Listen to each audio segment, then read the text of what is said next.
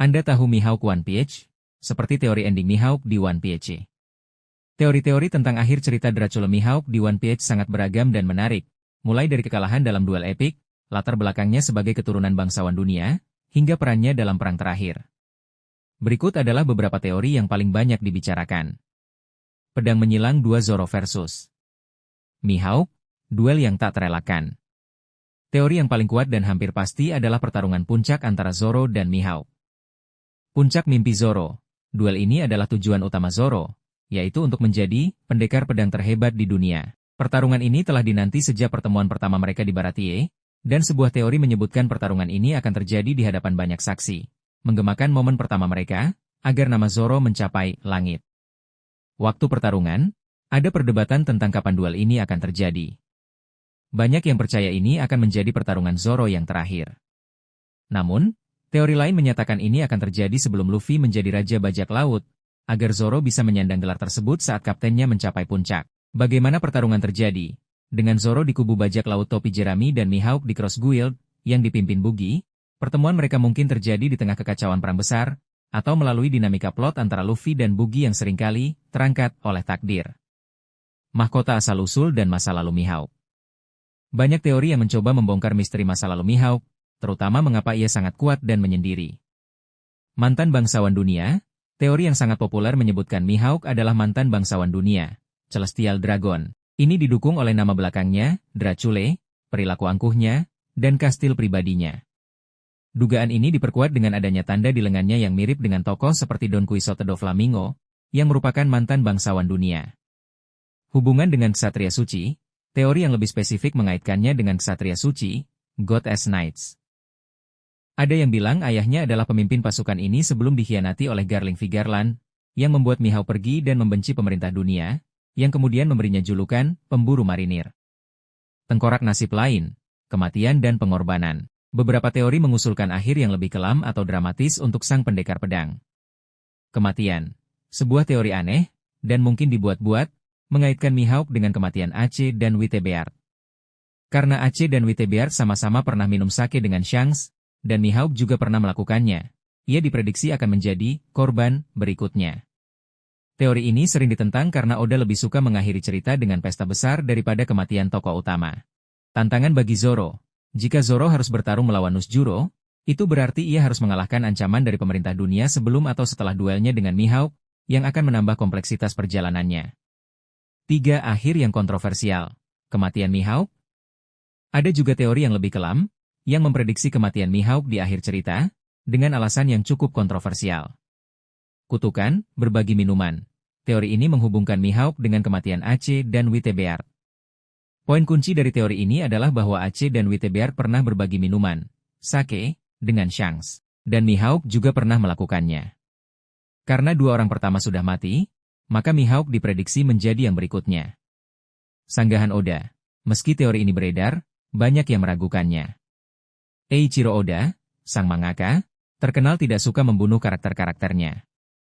Ia lebih ingin mengakhiri cerita dengan pesta besar dan perayaan, seperti yang sering ia katakan dalam wawancara.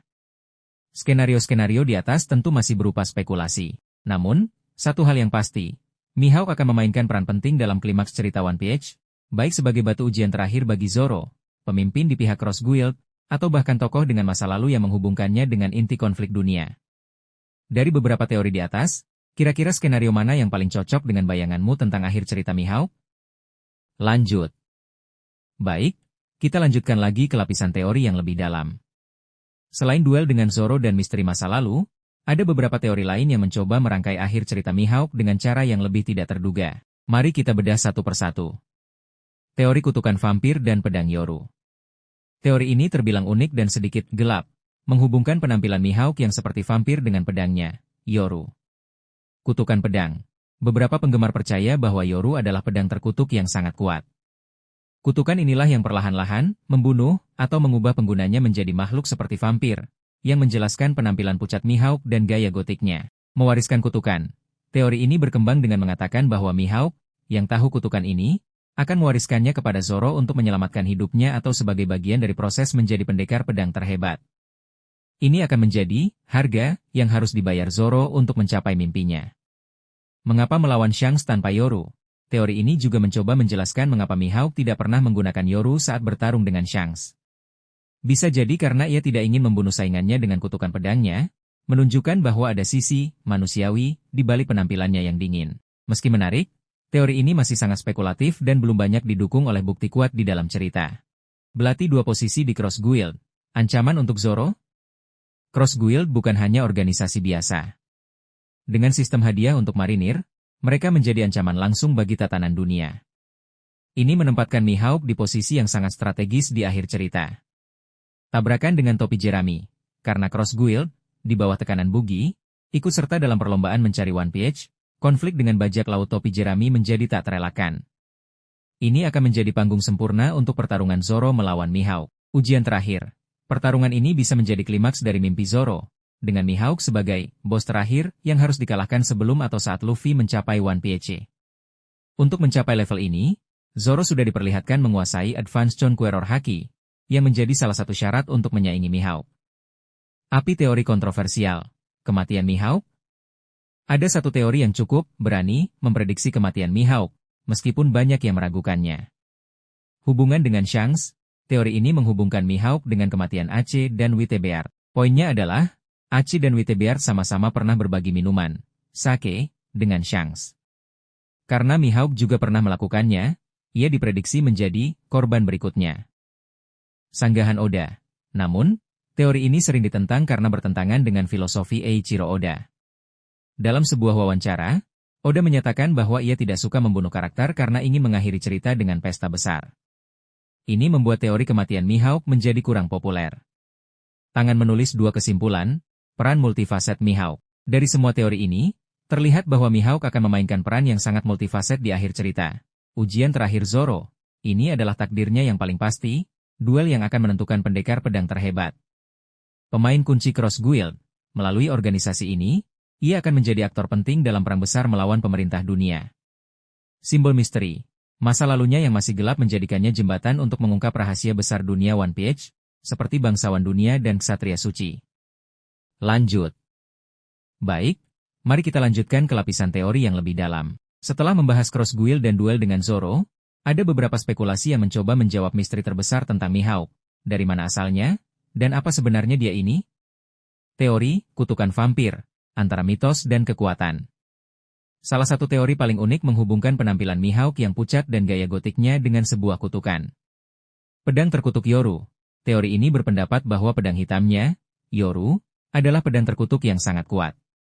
Kutukan inilah yang diyakini perlahan mengubah penggunanya, yang menjelaskan penampilan Mihawk yang seperti vampir. Gelombang air peran Mihawk dalam perang akhir, The Final War. Perang besar yang diprediksi akan terjadi di akhir cerita One Piece akan melibatkan hampir semua faksi. Pemerintah dunia, marinir, bajak laut, dan revolusioner. Di mana posisi Mihawk? Bukan pihak manapun, tapi di pihaknya sendiri. Mihawk adalah tipikal karakter yang tidak mau tunduk pada siapapun. Di perang akhir, ia kemungkinan besar tidak akan bergabung dengan faksi manapun secara permanen. Ia akan bertarung untuk kepentingannya sendiri, mencari lawan yang kuat, menghadapi ksatria suci. Jika teori bahwa Mihawk adalah mantan bangsawan dunia atau memiliki dendam dengan ksatria suci benar, maka ia akan secara alami menjadi musuh bagi pemerintah dunia.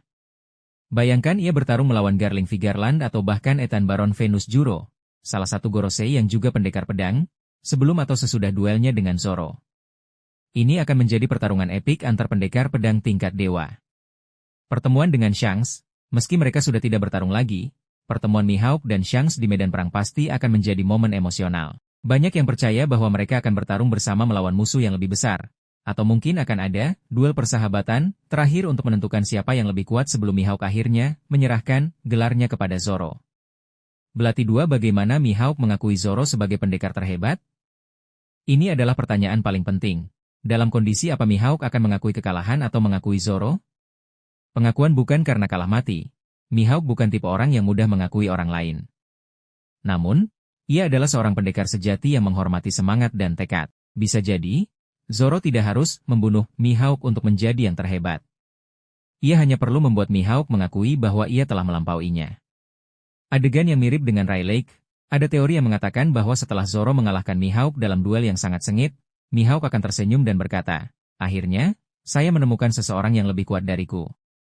Ini akan menjadi momen yang mengharukan, di mana Mihawk, yang selama ini kesepian di puncak, akhirnya merasa lega karena ada penerus yang layak. Warisan pedang.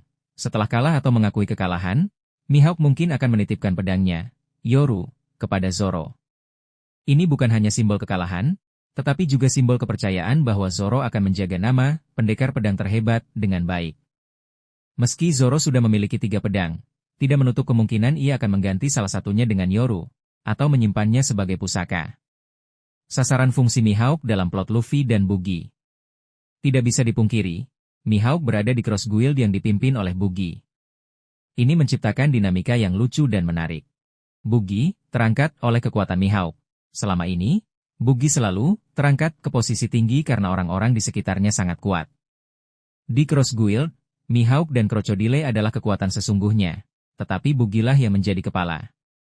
Di akhir cerita, kemungkinan besar Buggy akan secara tidak sengaja mencuri kredit atas kemenangan Mihawk dalam perang, yang membuat Buggy semakin dianggap sebagai salah satu kaisar laut yang kuat, meskipun sebenarnya tidak. Komedi di tengah epik. Di sisi lain, interaksi antara Mihawk yang serius dan Buggy yang konyol akan menjadi sumber komedi yang segar di tengah kekacauan perang. Mungkin di saat-saat paling kritis, Buggy akan secara tidak sengaja melakukan sesuatu yang membantu Mihawk, atau sebaliknya, Mihawk harus menyelamatkan Buggy karena aliansi mereka. Bendera papan catur kesimpulan akhir yang terhormat. Jika dirangkum, akhir cerita Mihawk kemungkinan besar akan seperti ini. Duel puncak, bertarung habis-habisan melawan Zoro di hadapan banyak saksi, di mana Zoro berhasil mengalahkannya atau setidaknya membuatnya mengakui kekalahan.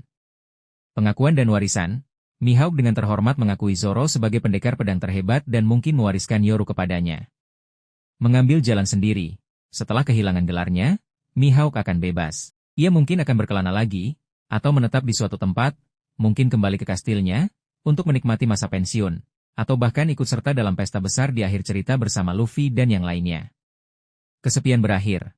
Untuk pertama kalinya, Mihawk tidak akan lagi merasa kesepian di puncak. Ia akan tahu bahwa ada penerus yang kuat, dan ia bisa menjalani sisa hidupnya dengan damai.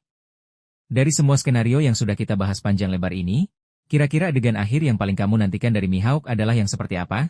Apakah saat dia mengakui kekalahan, saat dia bertarung melawan Shanks, atau saat dia menikmati pesta bersama kru topi jerami? Lanjut. Baik, kita lanjutkan ke lapisan teori yang paling dalam dan spekulatif. Setelah membahas duel, Cross Guild, masa lalu, dan peran di perang akhir, sekarang kita masuk ke teori-teori yang mencoba menghubungkan Mihawk dengan elemen-elemen terbesar dalam mitologi One Piece, serta bagaimana akhir ceritanya bisa berdampak pada dunia secara keseluruhan. Globe Eropa Afrika Mihawk dan kebebasan yang sebenarnya. Salah satu tema terbesar One Piece adalah kebebasan. Luffy ingin menjadi raja bajak laut karena itu berarti ia adalah orang paling bebas di lautan. Nah, bagaimana dengan Mihawk? Mihawk sudah bebas sejak awal. Berbeda dengan Luffy yang harus berjuang untuk mencapai kebebasan, Mihawk mungkin sudah menjadi orang yang bebas sejak lama. Ia tidak terikat pada pemerintah dunia, tidak terikat pada bajak laut lain, dan tidak terikat pada ambisi besar seperti mencari One Piece.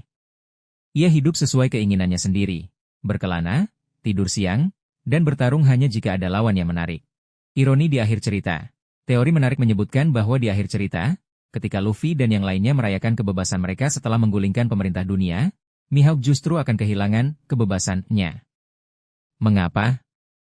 Karena dengan runtuhnya pemerintah dunia dan berakhirnya era bajak laut yang kejam, akan ada lebih sedikit orang yang menantangnya. Ia akan semakin kesepian di puncak. Namun, ini justru akan menjadi momen di mana ia menyadari bahwa kebebasan sejati bukan hanya tentang tidak terikat, tetapi juga tentang memiliki koneksi dengan orang lain. Belati dua teori, penerus, dan siklus generasi. Teori lain menghubungkan Mihawk dengan siklus generasi dalam One Piece. Mihawk adalah Rayleigh untuk Zoro. Ada yang berpendapat bahwa Mihawk akan berperan seperti Silver's Rayleigh bagi Zoro. Rayleigh adalah tangan kanan Roger, dan ia mengajarkan dasar-dasar haki kepada Luffy. Demikian pula, Mihawk telah mengajarkan Zoro cara menggunakan haki selama latihan 2 tahun di tim Escape. Di akhir cerita, setelah Zoro melampauinya, Mihawk mungkin akan menjadi penasihat atau pemandu bagi Zoro, sama seperti Rayleigh yang sekarang menjadi pemandu bagi Luffy. Mengakhiri siklus pendekar pedang. Teori yang lebih filosofis mengatakan bahwa pertarungan Zoro versus Mihawk akan mengakhiri siklus panjang persaingan antar pendekar pedang terhebat. Sebelum Mihawk, ada pendekar lain, mungkin Ryuma atau tokoh legendaris lainnya. Setelah Zoro mengalahkan Mihawk, Ia akan memulai era baru di mana gelar, pendekar pedang terhebat, tidak lagi dipegang oleh seseorang yang kesepian, tetapi oleh seseorang yang memiliki kapten dan teman-teman yang mendukungnya. Api koneksi Mihawk dengan Wheel of Day dan sejarah kuno. Ini adalah teori yang paling liar dan spekulatif, tetapi menarik untuk dibahas. Mihawk dan D. Beberapa penggemar berspekulasi bahwa Mihawk mungkin memiliki hubungan dengan nama D. Gold D. Roger, Monkey D. Luffy, Delel. Mungkin ia adalah keturunan dari keluarga yang terkait dengan kerajaan kuno, atau mungkin ia memiliki nama tengah, D, yang disembunyikan. Ini akan menjelaskan kekuatannya yang luar biasa dan mengapa ia tidak mau tunduk pada siapapun, termasuk pemerintah dunia. Mihawk tahu kebenaran sejarah. Teori lain mengatakan bahwa Mihawk mungkin sudah mengetahui sebagian dari kebenaran sejarah Vault Century. Karena usianya yang sudah tua dan pengalamannya yang luas, ia mungkin telah mengunjungi Laut Tale atau menemukan Poneglyph di masa lalu. Ini akan menjelaskan sikapnya yang acuh tak acuh terhadap One Piece. Ia mungkin sudah tahu apa itu dan memilih untuk tidak mengejarnya karena ia tidak tertarik dengan kekuasaan. Peran di Klimaks. Jika teori ini benar, maka Mihawk di akhir cerita tidak hanya akan bertarung, tetapi juga akan mengungkapkan informasi penting yang membantu Luffy dan yang lainnya memahami sejarah dunia. Mungkin ia akan menjadi kunci yang membuka misteri terakhir di Laut Tale.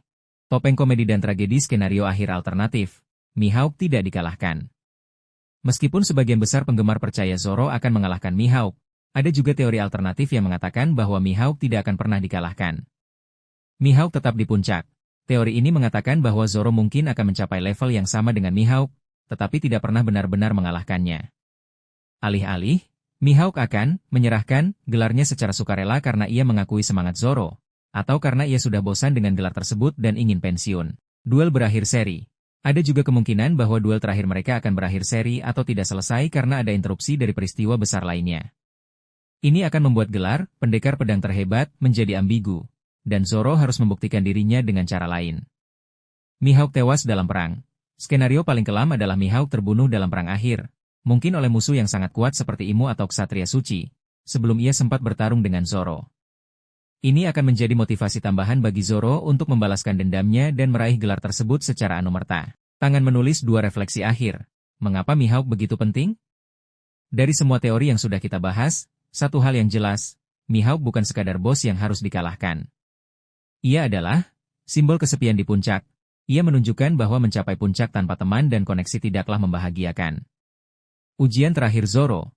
Ia adalah representasi dari mimpi yang sudah lama diperjuangkan Zoro. Jembatan ke masa lalunya yang misterius mungkin menyimpan kunci untuk memahami dunia One Piece secara lebih utuh. Penggerak cerita. Kehadirannya di Cross Guild memastikan bahwa ia akan terus relevan hingga akhir cerita. Akhir cerita Mihawk, apapun bentuknya, akan menjadi salah satu momen paling emosional dan epik dalam sejarah One Piece. Nah, setelah kita membahas semua teori dari yang paling umum hingga yang paling liar ini, apakah ada satu teori tertentu yang benar-benar membuatmu yakin? Atau mungkin kamu punya teori sendiri tentang Mihawk yang belum kita bahas? Lanjut. Baik, kita masuk ke bagian paling dalam dan spekulatif. Setelah membahas hampir semua aspek, sekarang kita akan membahas teori-teori yang menghubungkan Mihawk dengan elemen-elemen paling fundamental dalam mitologi One Piece, serta bagaimana akhir ceritanya bisa menjadi kunci untuk membuka misteri terbesar dalam seri ini. Api Mihawk dan Wheel of Day. Apakah ada hubungannya? Ini adalah salah satu teori yang paling liar dan kontroversial, tetapi menarik untuk dibahas. Mihawk mungkin memiliki nama D. Beberapa penggemar berspekulasi bahwa nama lengkap Mihawk mungkin adalah Draculae D. Mihawk. Nama D dalam One Piece selalu dikaitkan dengan mereka yang menentang takdir dan pemerintah dunia. Sikap Mihawk yang tidak mau tunduk pada siapapun, termasuk pemerintah dunia, sangat cocok dengan karakteristik pembawa nama D. Mihawk tahu kebenaran sejarah. Teori lain mengatakan bahwa karena usianya yang sudah tua dan pengalamannya yang luas, Mihawk mungkin sudah mengetahui sebagian dari kebenaran Vault Century. Ia mungkin pernah mengunjungi Laut Tale atau menemukan Poneglyph di masa lalu. Ini akan menjelaskan sikapnya yang acuh tak acuh terhadap One Piece.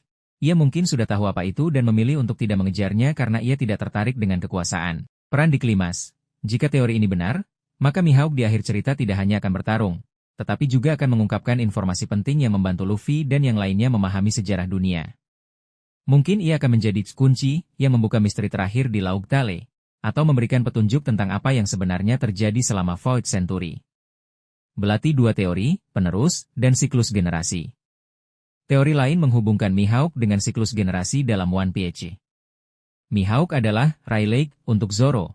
Ada yang berpendapat bahwa Mihawk akan berperan seperti Silver's Rayleigh bagi Zoro. Rayleigh adalah tangan kanan Roger, dan ia mengajarkan dasar-dasar haki kepada Luffy. Demikian pula, Mihawk telah mengajarkan Zoro cara menggunakan haki selama latihan 2 tahun di tim Escape. Di akhir cerita, setelah Zoro melampauinya, Mihawk mungkin akan menjadi penasihat atau pemandu bagi Zoro, sama seperti Rayleigh yang sekarang menjadi pemandu bagi Luffy. Mengakhiri siklus pendekar pedang, teori yang lebih filosofis mengatakan bahwa pertarungan Zoro versus Mihawk akan mengakhiri siklus panjang persaingan antar pendekar pedang terhebat. Sebelum Mihawk, ada pendekar lain, mungkin Ryuma atau tokoh legendaris lainnya. Setelah Zoro mengalahkan Mihawk, ia akan memulai era baru di mana gelar pendekar pedang terhebat tidak lagi dipegang oleh seseorang yang kesepian, tetapi oleh seseorang yang memiliki kapten dan teman-teman yang mendukungnya. Mahkota hubungan Mihawk dengan Shanks lebih dari sekadar rival. Hubungan Mihawk dan Shanks adalah salah satu yang paling menarik dalam One Piece. Ada beberapa teori yang mencoba mendefinisikan ulang hubungan ini. Mereka adalah saudara atau kerabat. Beberapa penggemar berspekulasi bahwa Mihawk dan Shanks mungkin memiliki hubungan darah. Penampilan mereka yang sama-sama memiliki rambut hitam, dan fakta bahwa mereka bertarung secara setara meskipun Shanks kehilangan lengannya, membuat beberapa orang percaya bahwa mereka mungkin adalah saudara tiri atau sepupu. Ini akan menjelaskan mengapa hubungan mereka terasa lebih dalam dari sekadar rival. Shanks adalah satu-satunya yang memahami Mihawk. Di akhir cerita, setelah Zoro mengalahkan Mihawk, mungkin Shanks-lah yang akan menjadi orang pertama yang mendekati Mihawk dan mengucapkan selamat. Ini akan menjadi momen emosional di mana dua sahabat lama akhirnya bisa berbagi kedamaian setelah bertahun-tahun bersaing.